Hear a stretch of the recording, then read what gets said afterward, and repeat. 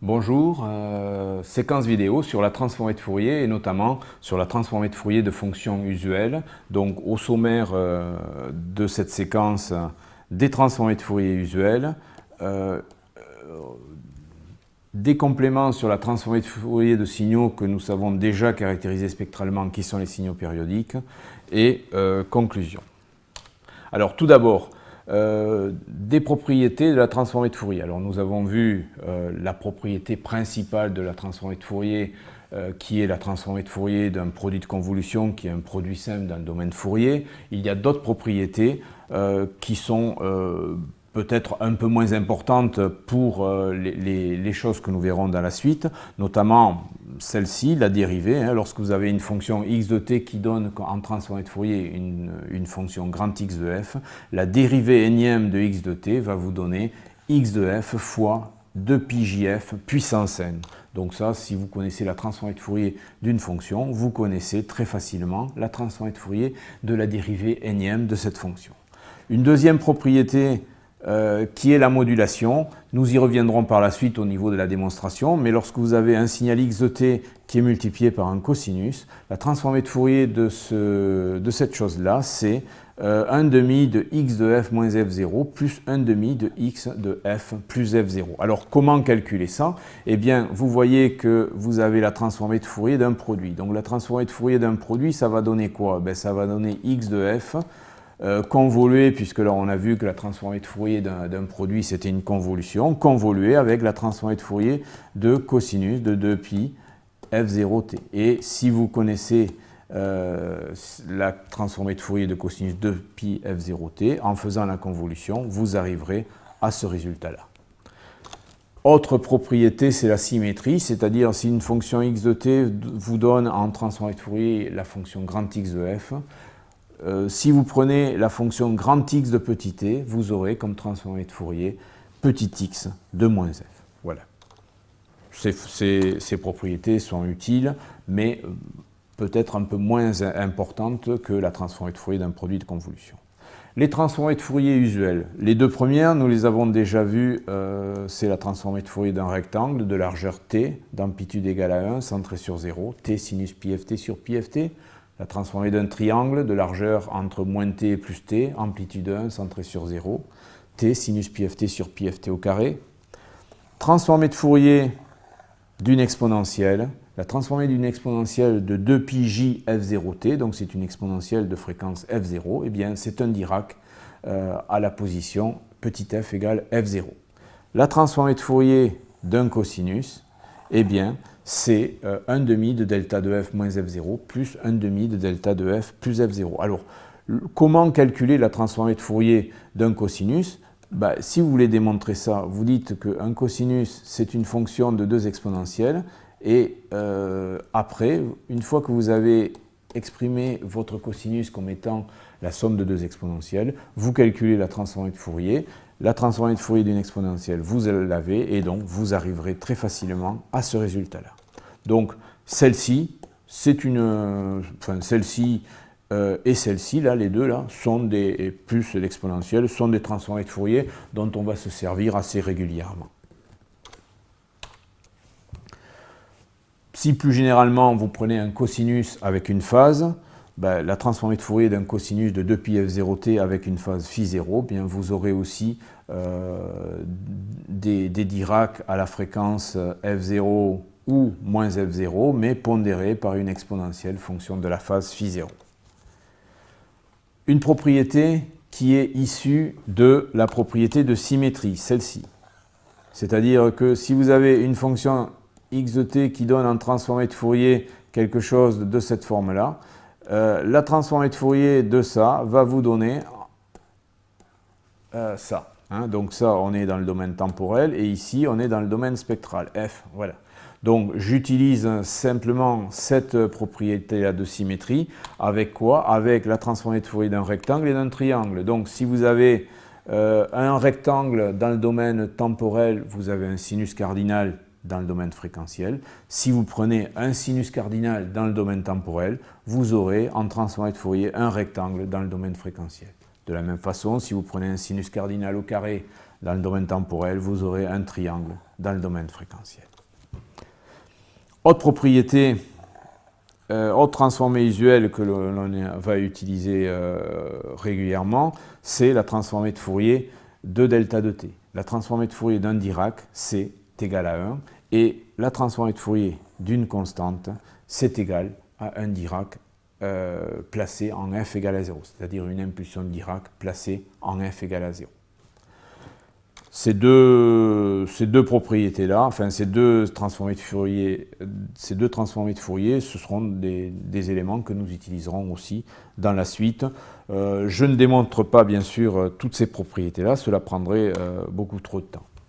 Dernière chose à propos des transformées de Fourier, c'est la notion de signal borné temporellement. Si vous avez un signal x de t qui est borné temporellement, ça veut dire qu'à l'extérieur d'un certain intervalle, ce signal est nul. Donc ce signal x de t, vous pouvez dire que c'est le vrai signal x de t multiplié par ce rectangle. Parce que si vous prenez le signal bleu et que vous le multipliez par le rectangle rouge, vous obtenez bien x de t. Si vous prenez la transformée de Fourier de cette expression, vous avez x de f égale x de f convolué avec ça. Donc vous voyez que x de f, vous allez le convoluer avec une fonction qui est un sinus cardinal qui s'annule jamais, quel que soit f. Donc la convolution de ça avec un sinus cardinal qui s'annule jamais va vous donner quelque chose qui a un support spectral qui va s'étendre de moins l'infini à plus l'infini.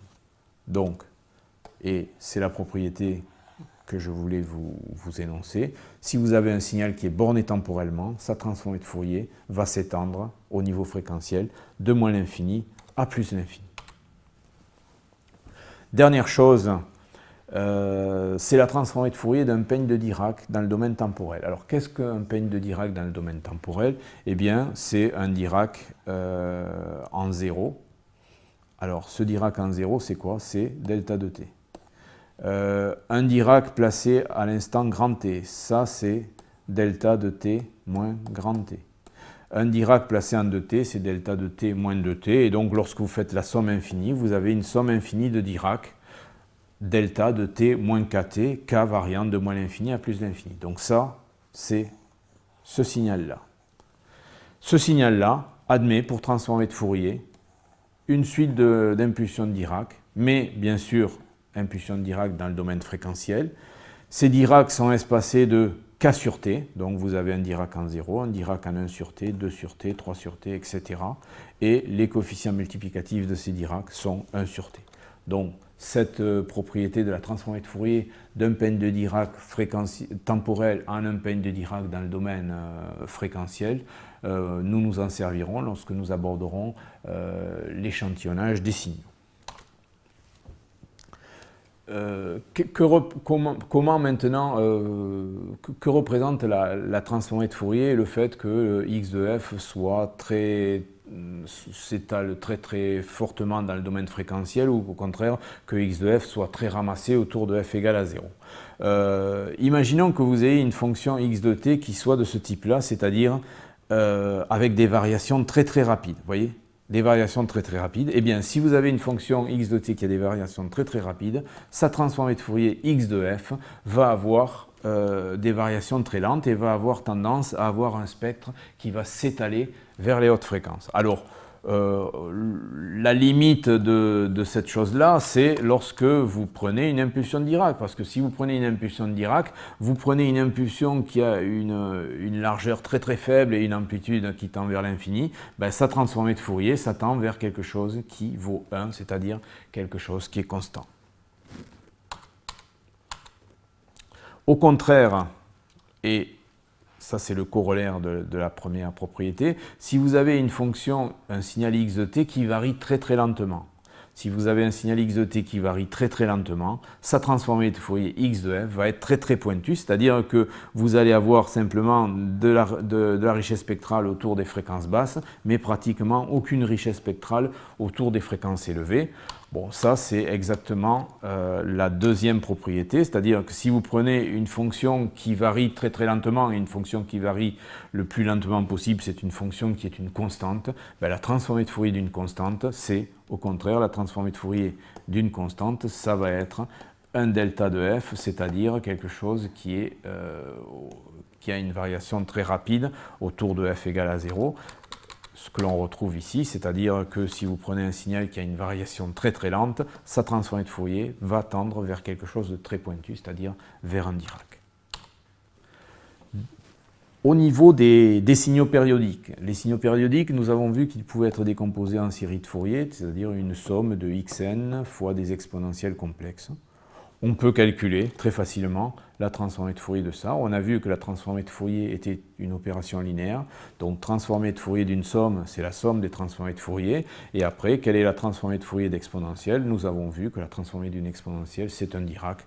Donc, on voit que la transformée de Fourier d'un signal périodique de période t qui s'exprime comme étant une somme infinie de fonctions exponentielles, en transformée de Fourier, on peut voir ça comme une suite de raies spectrales.